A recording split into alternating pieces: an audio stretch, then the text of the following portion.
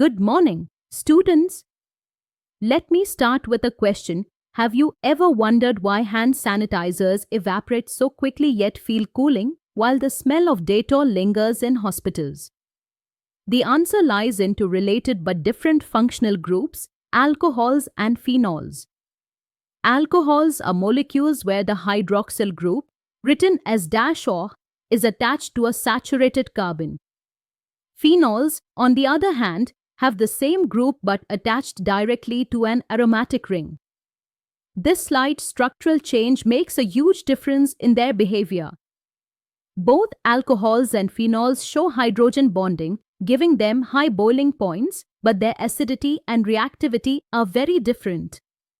Today, we'll explore how their structures, properties, and reactions shape their role in chemistry and everyday life.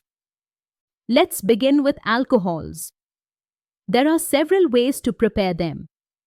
One method is the hydration of alkenes. When ethene reacts with water in the presence of concentrated sulfuric acid, it forms ethanol.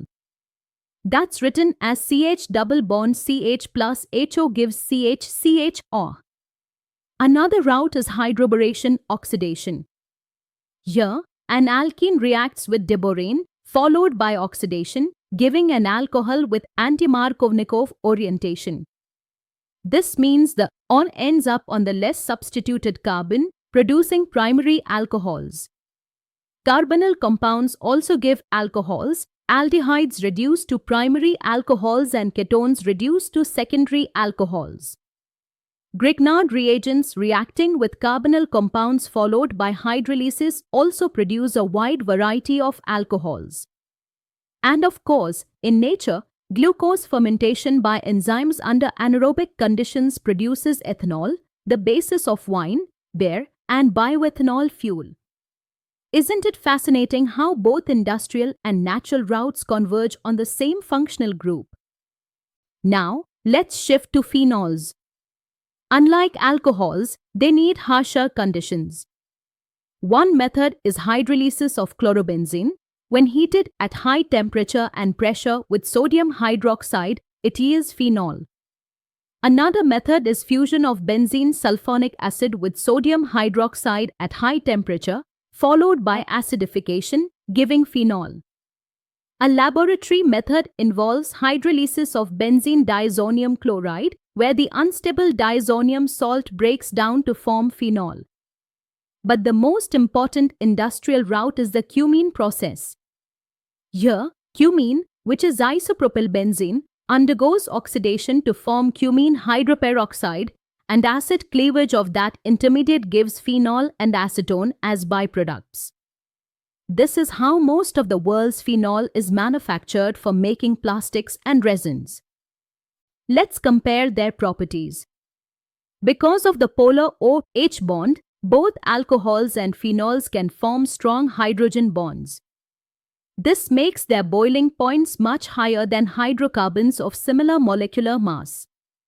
Alcohols dissolve well in water, but as the alkyl chain grows longer, the nonpolar part increases and solubility decreases.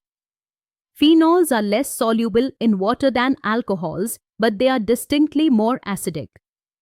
While alcohols have near-neutral pH, phenols can react with sodium hydroxide to form phenoxide ion and water. However, phenols are not strong enough to react with sodium bicarbonate. This difference in acidity is a key exam point. Remember, the acidity order is primary alcohol, secondary alcohol, tertiary alcohol, and all of these are much weaker than phenol. Now, let's study the reactions of alcohols. Oxidation is one of the most important. A primary alcohol first oxidizes to an aldehyde and then to a carboxylic acid. A secondary alcohol oxidizes to a ketone, and tertiary alcohols are resistant to oxidation. Dehydration is another reaction.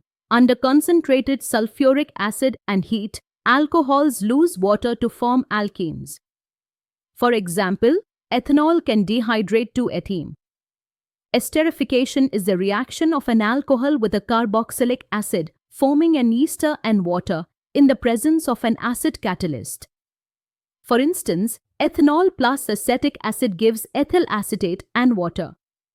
Alcohols also undergo substitution with hydrogen halides, forming alkyl halides. For example, ethanol plus HCl in the presence of zinc chloride gives chlorothane and water. Their reactivity follows the order tertiary greater than secondary greater than primary. This is the basis of the Lucas test, where the rate of turbidity distinguishes the type of alcohol. Phenols behave differently because of resonance. The lone pair on oxygen interacts with the aromatic ring, making phenol highly reactive towards electrophilic substitution.